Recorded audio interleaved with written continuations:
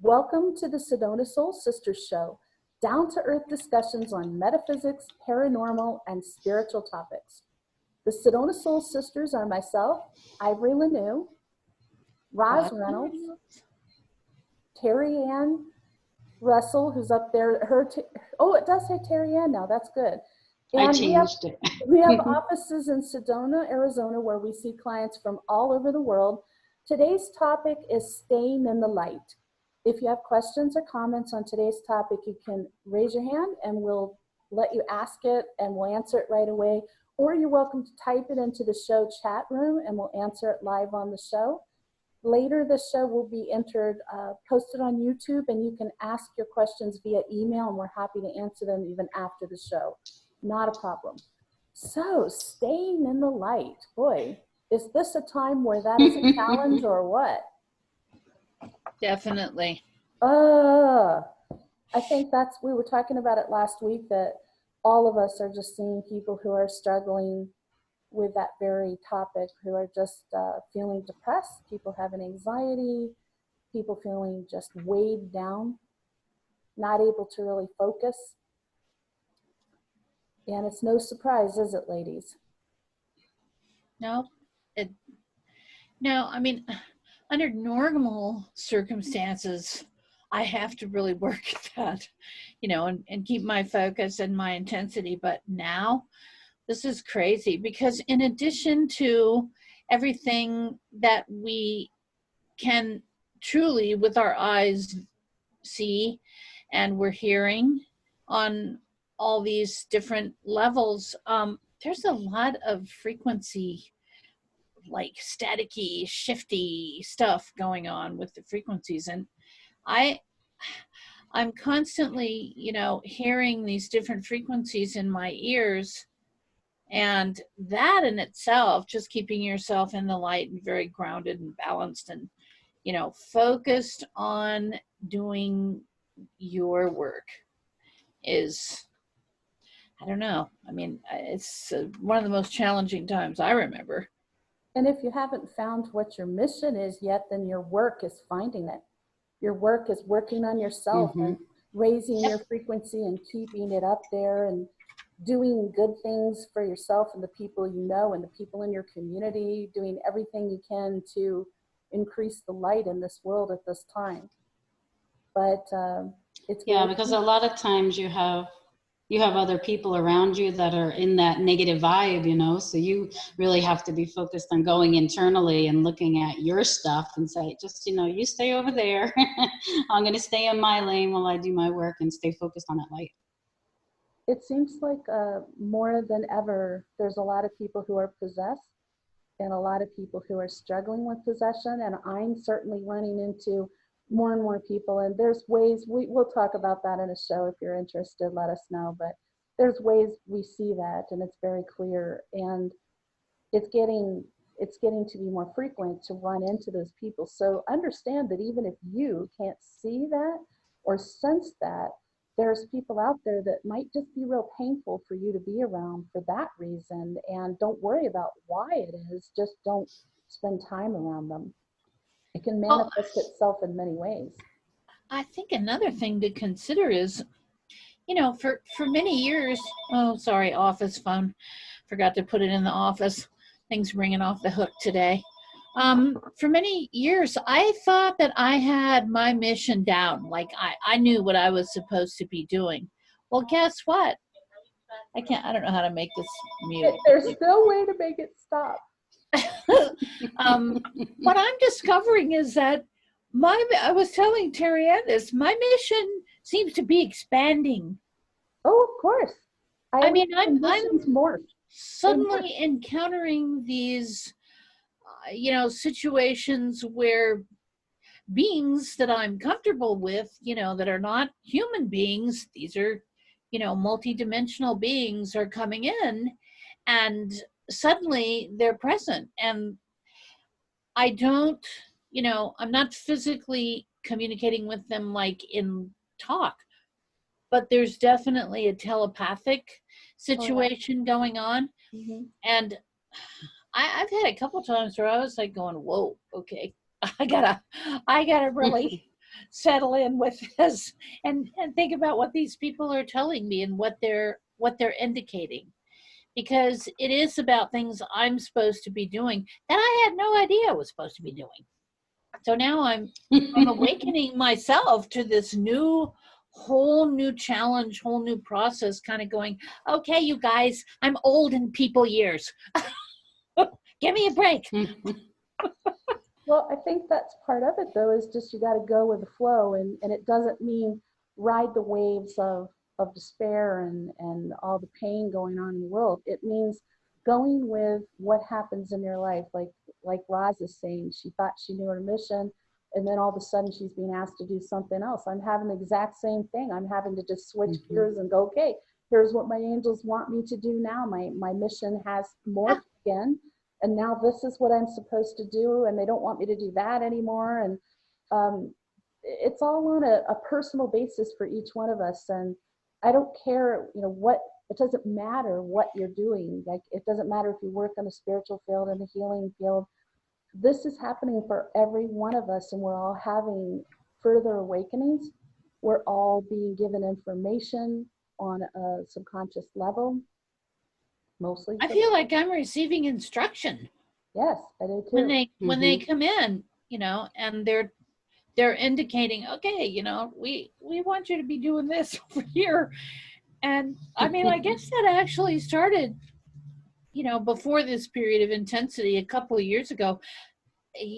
I started having these people coming to my office saying, well, we need this, and we were told to come to you.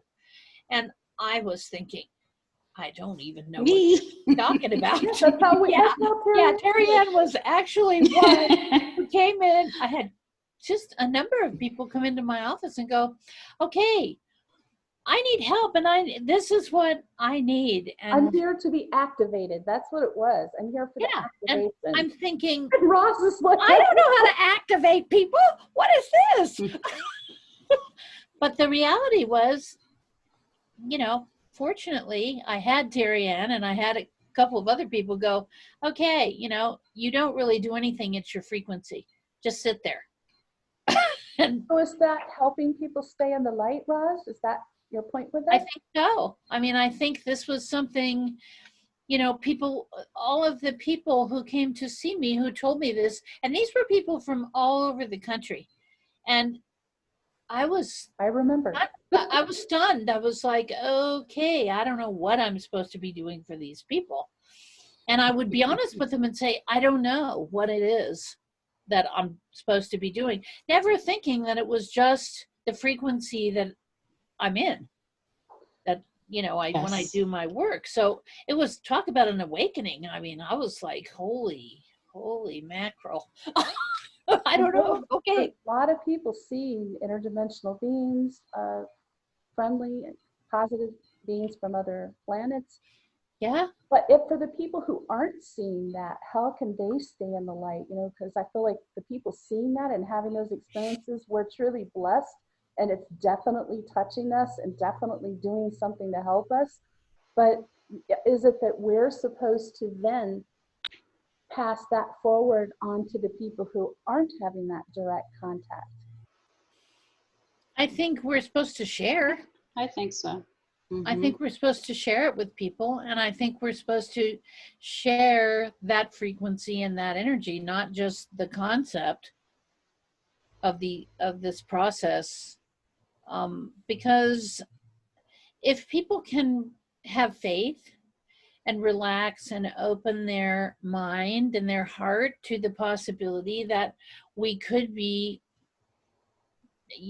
that other beings from the universe could be coming to us, reaching out to have assistance, reaching out for us to help them get their job done.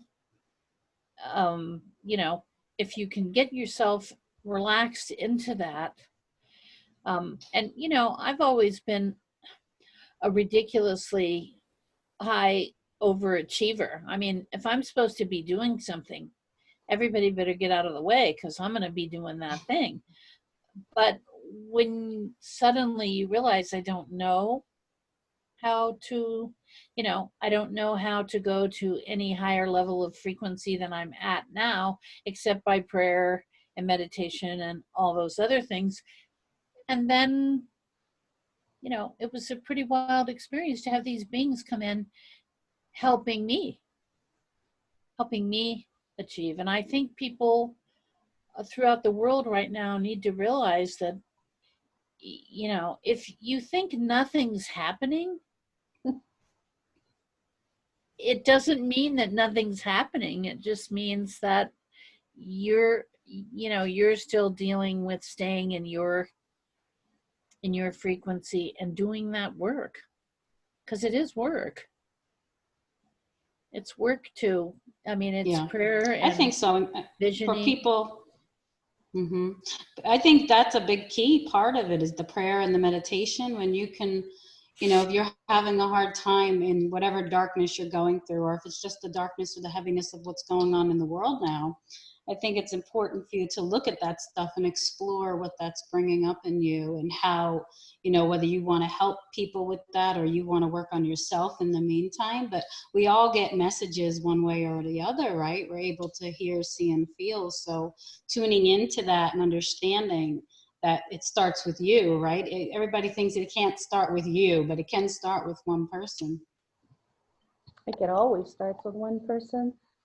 Mm-hmm. Something we've talked about before, and we say it around the office a lot, is everything in its right in the right time. And Absolutely. that's true for everything. When you see a pandemic happening worldwide, when you see protests and unrest and financial problems, you know, the economies around the world, we can't just look at that. Those are the 3D manifestations of what's happening with a giant energetic shift. But for something big to happen, there has to be some uproar, there has to be some tumultuous time to allow a big shift to happen. So we're in the big shift, and this is what we're seeing, but that's not really what's happening. Like Ross says, just because you can't see something else happening, you have to have the faith that there's something bigger underlying this, and that something bigger underlying it is mankind shifting upward and rising up, raising our frequency as a people,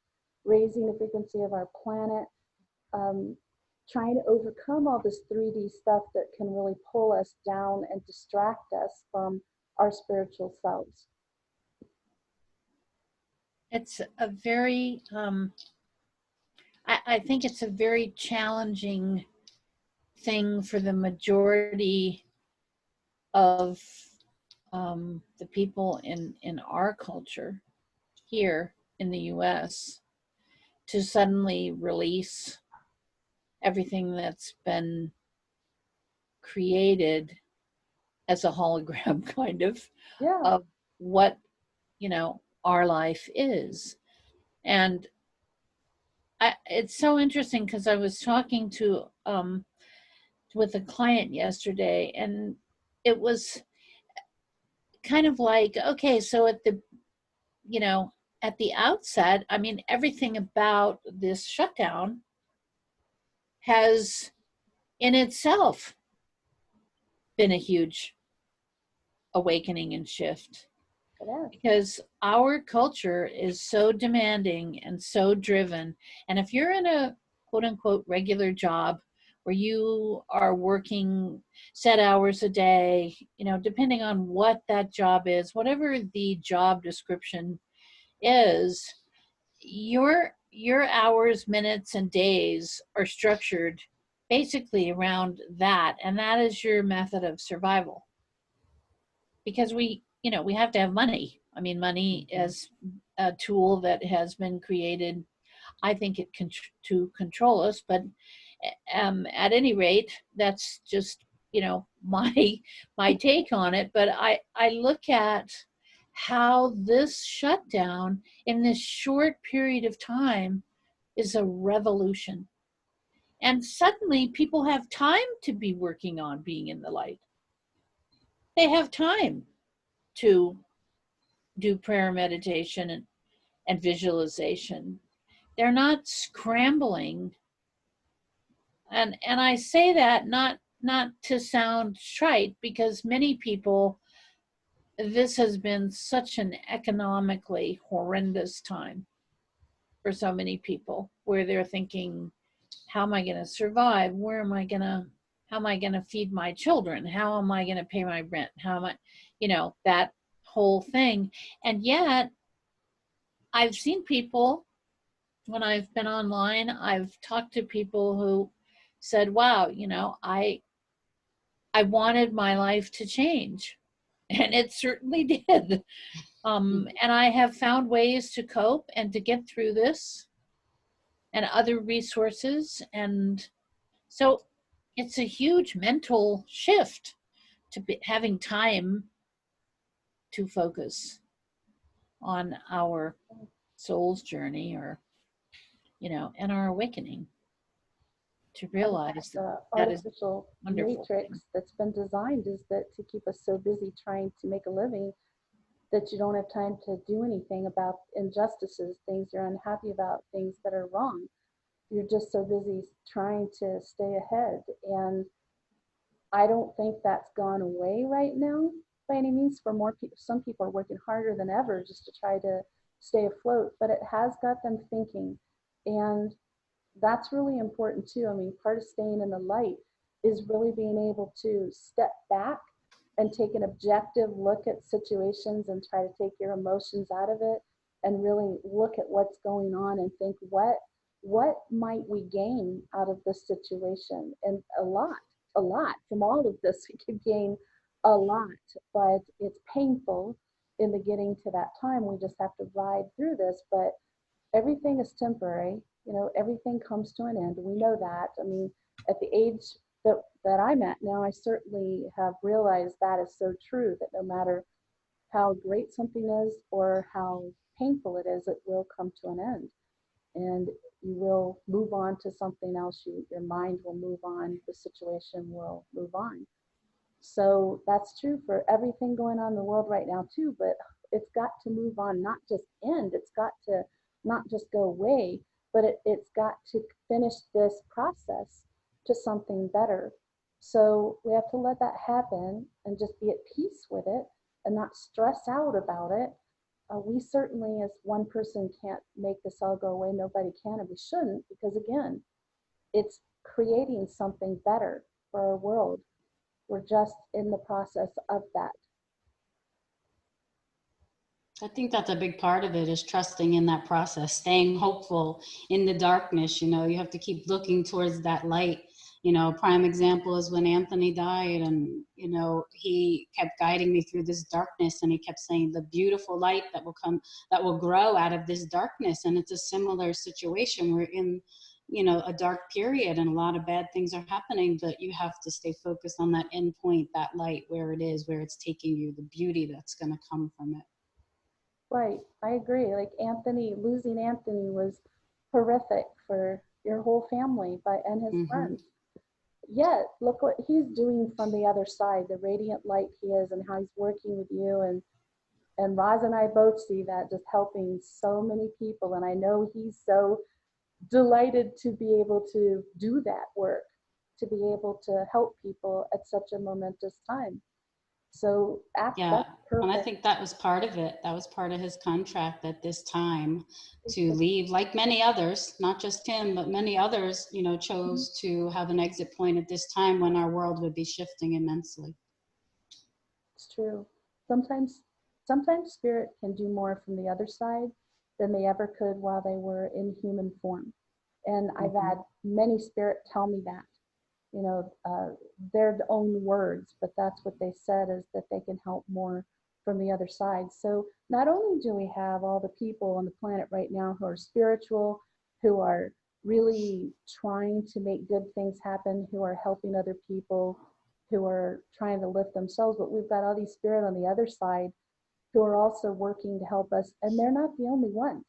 I mean, we've talked about this before, but there's beings from other planets, there's interdimensional beings, there's angels and archangels. They are all focused on helping us through this time. Very much so. So we're not alone. Well, I never feel alone, so. I was going to say, we never are. We never are. That's the truth. Yeah. Even if you want to be, you're not. You've always got those angels there. I think as this awakening expands too, what we're finding is that, at least from my perspective, in talking to people, it, you know, since our culture is essentially very rigid, and there's a certain amount of that that's worldwide. Every culture has its rules. It's you know, people are judged based on how they're functioning in that cultural hologram. And I think for many people now, as that is being challenged, they're experiencing, you know, their soul is experiencing, I think, you know, tremendous trepidation and fear of what's coming, what if everything that's coming is wonderful? I mean, I know that there are many people grieving now the loss of their loved one from this pandemic. This is not our first pandemic. It won't be the last. And it's a very sad thing that there are people who struggle with their health issues and they don't survive this. But I think your point that you were just making, Ivory, of, you know, they do, once they cross over and they're in those other dimensional frequencies, they have an ability to create love, joy, and connect on a massive universal scale. That it's so true. If we can just have that faith, if we can just tap into that and have that trust, Mhm. and not be captured in this web of all of the constant, I mean, I can't believe how every day there's, you know, all you see is, if you want to watch it, all you see and hear is, oh my gosh, now this, now this, now this. It's never, hey, get calm, you know. That's true. Or what if? What ifs are just Oh, fear and mongering because they may Mhm. never happen. It's like agency sanctioned worrying. What if? As soon as you hear what if, just shut that off, because that's just like stirring the pot of things that may never ever happen. And we've talked about it before, but I truly think one of the big ways to stay in the light is to minimize your exposure to the news of any kind. I'm not getting into politics because it's just too volatile, but it's not about politics. It's about news, what they do, what their purpose is, and the way that they go about it is not good for us, particularly right now. It's really adding more stress on top of existing stress that we're trying to transmute that into hope and to trust. And that trust thing is, I think it's one of the biggest issues on a spiritual journey, period, is coming to that place of trust that there are beings watching over you. There's God or creator, whatever title you want to put on it, there's a higher power that's watching over this. The angels are with us, spirits watching over us. I mean, we're not alone in this. We're here to learn something. We're here to become something. And we're all here on this planet right now for a reason. I really believe that. so going back to, you know, staying in the light, you have to internalize that concept. That if it only you can take it as a concept in your mind to start with, that's fine. But when you reach the point where you begin to feel that, you feel yourself surrounded in light. You feel yourself protected. That's when you really start to make massive awakening jumps, and that shift of, starting from intellectualizing everything and having it be a mind concept to suddenly you feel it in your heart, you feel it in your soul, you know that you're being taken care of, and you're following a path, even though you don't know necessarily what your next step is going to be. You are going to be shown, and you are going to be guided. Trust that. And we talked about the heart space and the heart chakra a few weeks ago, and we were talking about sitting in that heart space and allowing those feelings to come through of love, peace, hope, joy, faith, trust, and letting that, living from that heart space rather than that egoic mind space. And that's very important, because we've said it before, but nothing good comes from going into a place of ego. There's a lot of negativity that can come from that.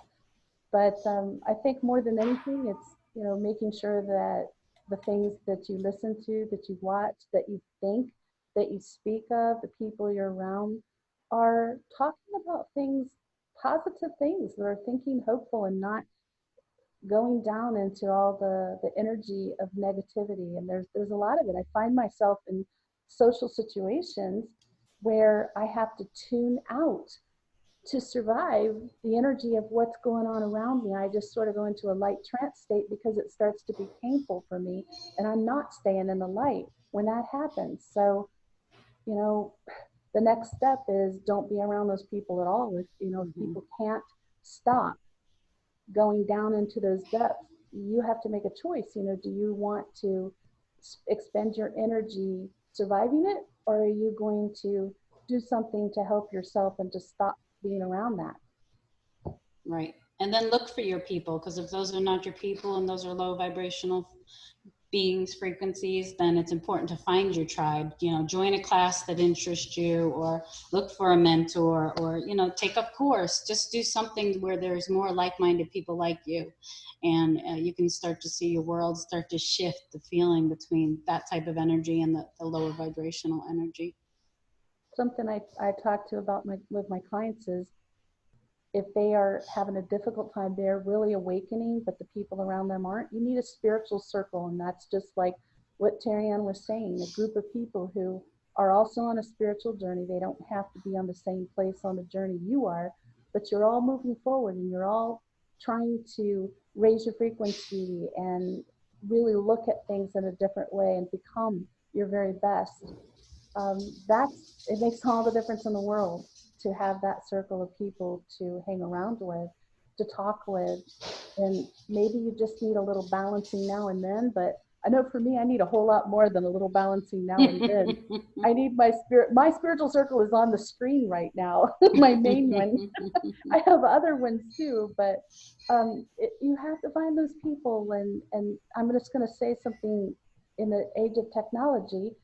It used to be that you'd go into a metaphysics shop and there was a bulletin board, and you'd get a little postcard off the bulletin board, tear off a little piece of paper with a phone number on it, and that's who you'd call and find out about what their circle is. Now you just go to meetup.com and enter the word spirituality and how far you're willing to drive, and boom, there's all these options you can check out. So it's that easy.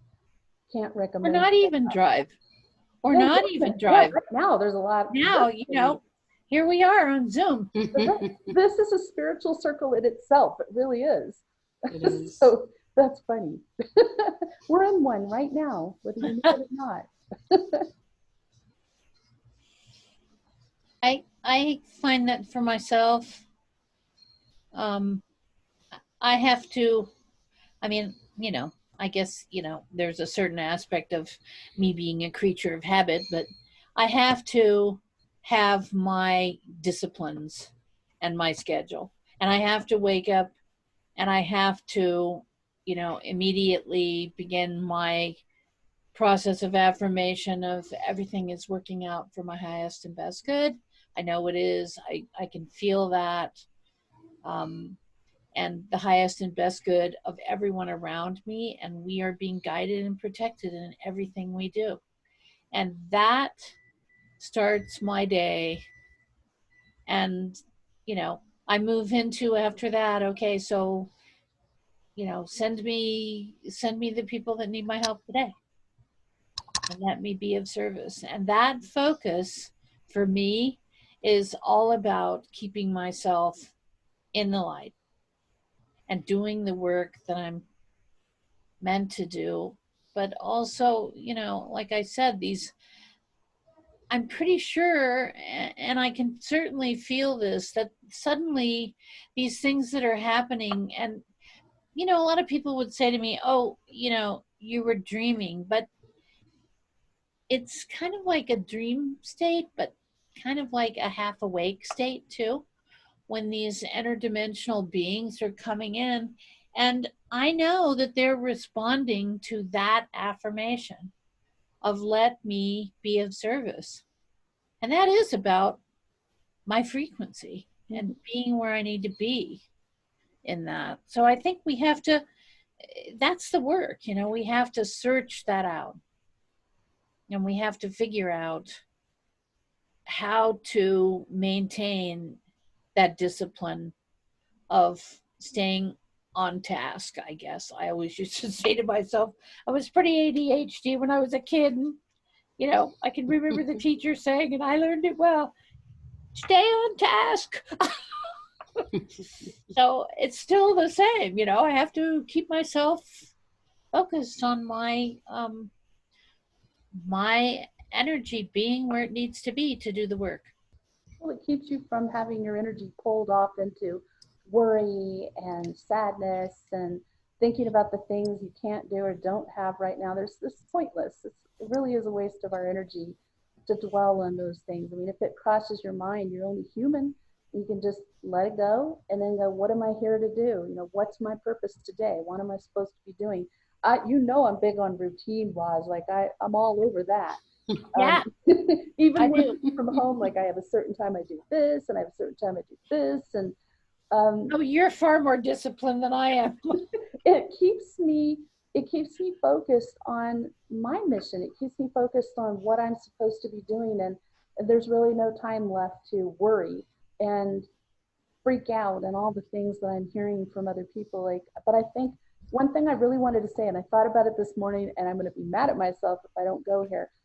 When you're out of big issues like we're in now with the pandemic and the economy and protests and all of the uproar going on, it's a difficult time to train yourself to stay in the light. But if you can do this on a daily basis, the next time something big, and hopefully it's not this big, rolls around, you will find it so much easier to stay in the light, to keep your frequency up, to think positively.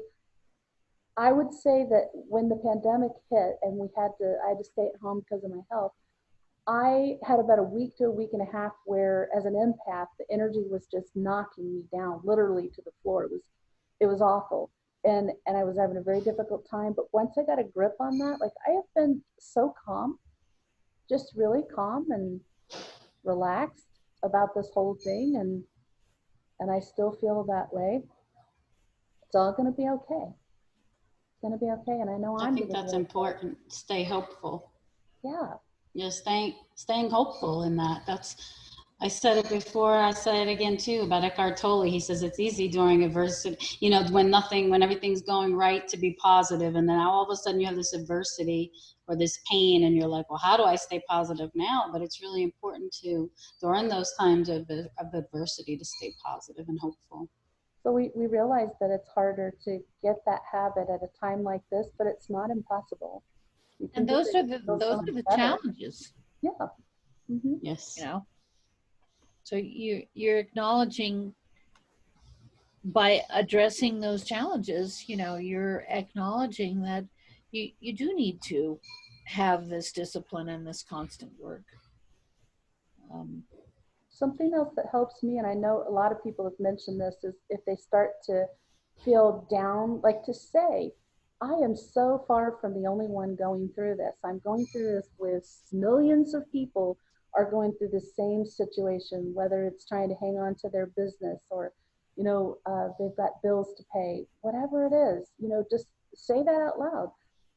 There's millions of other people that are going through this too. So it helps you get out of that poor me or light, so I'm just having bad luck after bad luck. No, you're not. It's happening to everybody.